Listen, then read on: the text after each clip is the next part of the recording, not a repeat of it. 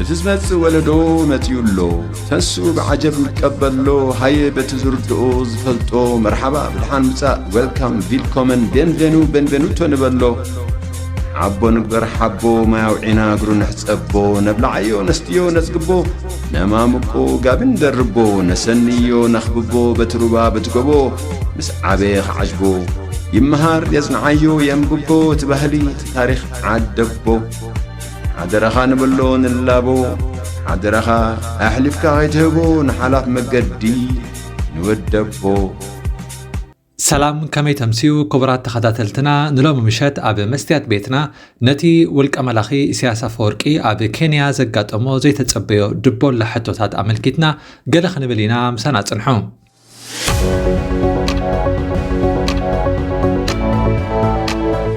كم زفلت اتي بحيلي نا إرترا زود سلطان دفئو هزبي خيوكلو مرح هاجري بمبال ني إرتران هزبان حيزو زتصدف زلو إسياسة فوركي أبزن كلتا معلتات نعنا وكيلو ناب كينيا جيشلو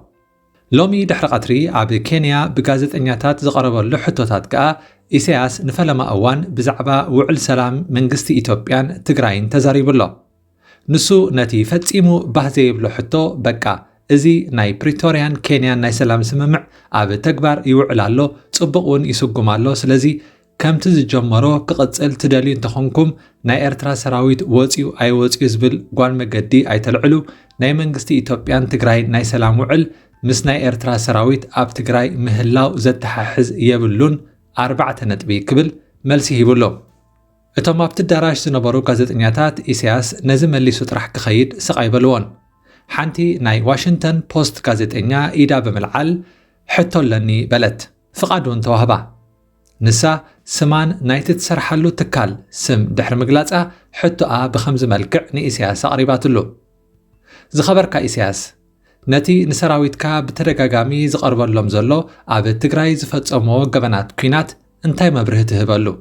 ሰራዊት ኤርትራ ናብ ትግራይ ምስኣተወ ስለምንታይ ኢኻ ናብ 5 ኣዋርሕ ክሒድካዮ ኣብ ትግራይ ክንደይ ዝኣኽሉ ኤርትራውያን እዮም ተቐቲሎም ንስኻ ስልጣንካ ከተረክብ ወይ ሓፈሻዊ ምርጫ ከተካይድ መደብ ኣለካ ዶ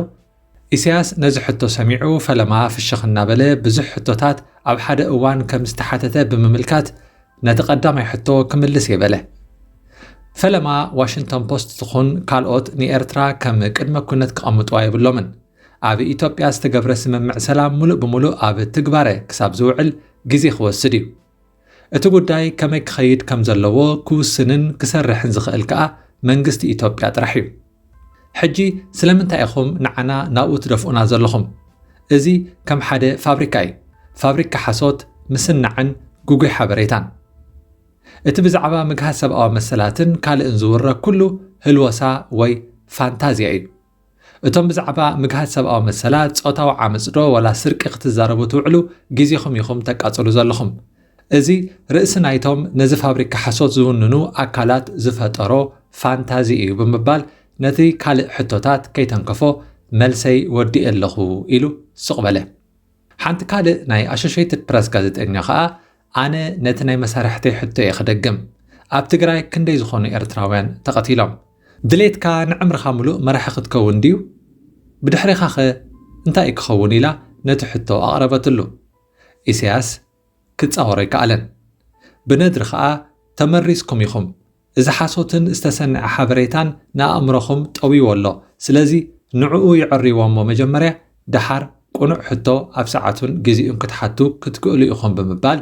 ነቲ ሕቶ ከይመለሶ ዘረቦ ዓፂዩ ኣብቲ ዝነበረ ጋዜጣዊ መግለፂ ግን ንፈለማ እዋን ኢሳያስ ነቲ ናይ ሰላም ውዕል ከም ዝተቐበሎን ኣብ ባይታ ክውን ክኸውን እውን ከም ዝግብኦን ገሊጹ ኣሎ በቲ ሓደ ሸነኽ ከዓ ጉዳይ ናይ ሰላም ስምምዕኩም ግበሩ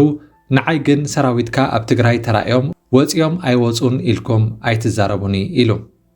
ኢሳያስ ናይ ዞባ ቀርኒ ኣፍሪቃ ክኢላን ፈላጥን ኮይኑ ክቐርብ ዝደንፀዎም ኬንያውያን እውን በቲ ካልእ ንንግድን ወፍርን ቁጠባን ዝምልከት ዘቕረብዎ ሕቶታት ብተዘዋዋሪ ድሂሎም እዮም ፕሬዚደንት ኬንያ በቲ ንኢሳያስ ዝቐርበሉ ዝነበረ በዳህቲ ሕቶታት ብስክፍታ ኣብ ጽፍሩ ክኣቱ ይደሊ ከም ዝነበረ ብዘርእዮም ምንቅስቓሳት ምግንዛብ ይከኣል እቲ ናይ ኬንያ መራሒ ኣብ ዝቐረበ እዋን ብዲሞክራሲያዊ ኣገባብ ናብ ስልጣን ዝመጽ ሓድሽ መራሒ ኮይኑ ኢሳያስ ብኣንጻሩ ድሕሪ ምምስራት ሃገረ ኤርትራ ጥራሕ ን32 ዓመታት ብሓይሉ ኣብ ስልጣን ዝተቐመጠ ውልቀ መላኺ እዩ። ኬንያ ኣብ ኣፍሪቃ ብፍላይ ከዓ ኣብ ቀርኒ ኣፍሪቃ ካብተን ብቁጠባን ብዲሞክራሲን ማዕረ ብኣውንታ ንቕድሚ ዝግዝግሳ ሃገራት ብቐዳምነት ትስራዕ ኮይና እታ ብኢሳያስ ትመሓደር ዘላ ኤርትራ ግን ኣንፈት ዲሞክራሲ ዘይብላ ኣብ ኣፍሪቃ ብድኽነት ብስደትን ኩናትን ስማ ኣብ ላዕሊ ንረኽቦ። መራሒ ኬንያ ናብ ስልጣን ምስ መፀ ናብ ኣስመራ ምብፃሕ ኣካይዱ ነይሩ። ንሱ ናብ ኤርትራ ምስ ገሸ ኣብ ኤርትራ ዝህነፅ ዘሎ ትሕቲ ቅርፂ ወይ ኢንዱስትሪ ዘይኮነ ተዓዚቡ ኣብ ጎደና ሓርነት እዩ ብእግሩ ተዛዊሩ ተመሊሱ። ኣብቲ ድሒሩ ዝወፀ መግለፂ ከዓ ኤርትራን ኬንያን ንዜጋታትን ብዘይ ቪዛ ክገሹ ክፈቕዳ ምዃነን ተገሊጹ ነይሩ። እዚ እውን ሓደ ካብቲ ዝገርም እዩ። ቀዳማይ ካብ ኤርትራ ብዘይካ ብዕድመ ዝሸምገለ ሰብ ካልእ ተወዚሉ ክወፅእ ዘይክእል እዩ። እቲ ዕድመ ዝወድእ ንባዕሉ ካብ ሃገር ብሕጋዊ መገዲ ክወፅእ እንተደልዩ ካብ ኢሚግሬሽን ናይ መውፅእ ቪዛ ክሓትት ኣለዎ። መንእሰይ እሞ ኩልና ከም ንፈልጦ ናይ ምንቅስቓስን መገሻን መሰሉ ዘይኮነ ወላ ናይ ምንባር መሰሉ እውን ዝተመንጠለ እዩ። ብወገን ኬንያ ከዓ ነቶም ናብ ኤርትራ ብዘይ ቪዛ ክገሹ ዝደልዩ ኬንያውያን እንታይ ዓይነት ናይ ቱሪዝም ቀረብ ዝተዳለወሎ ኢልና እንተሓቲትና ፍጹም ዝኾነ ነገር የለን ይመልሱ። ንገማግም ሞምባሳ ገዲፉ ኣብ ገማግም ጎርጉሱም መፂኡ ክዘናጋዕ ዝደሊ ኬንያዊ እንታይ ዓይነት ሆቴል ኢንተርነት ወይ ትሕቲ ቅርፂ ተዳልዩሉ ኣሎ? ሕጂ እውን ዝኾነ ነገር የለን። ስለዚ እቲ ተሰማሚዕናዮ ዝበልዎ ኣብ ባይታ ክፍጸም ዘይክእል ህልወሳ እዩ። ኢሳያስ ኣብይ ምስ መፀ ክንደይ እዋን ናብ ኢትዮጵያ ተመላሊሱ። ኣብዚ 32 ዓመታት ከ ክንደይ እዋን ምስ ክንደይ ሃገራት ተራኺቡ እንተኢልና ቁፅሩ ክኸብደና እዩ። ውፅኢቱ እንተተራእዩ ግን ባዶ እዩ። ምክንያቱ ከምዚ ሕጂ ኤርትራ ኮይናቶ ዘላ ሃገር ንምስራሕ ከምዚ ናይ ኢሳያስ ላዕልን ታሕትን ኣየድልየካን እዩ። ኢሳያስ ኬንያ ኸይዱ ንህዝቢ ኤርትራ ዝመፅእ ለውጢ እውን ብፍጹም የለን።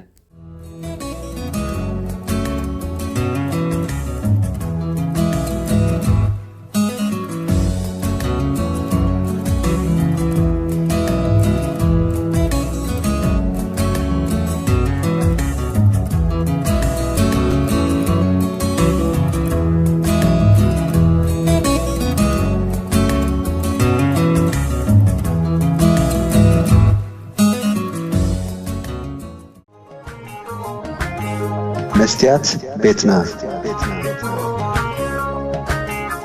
መስትያት ቤትና ንሐቀኛ ምስሊ ኤርትራ ንምንጽብራቕ ዝተፈላለዩ ጽሑፋት ተንቀሳቓሲ ምስልታትን ቃለ መሕትታትን ሒዛ ብዘካርያስ ክብረኣብ እናተዳለወት እትቐርብ መደብ እያ። كفوت لساني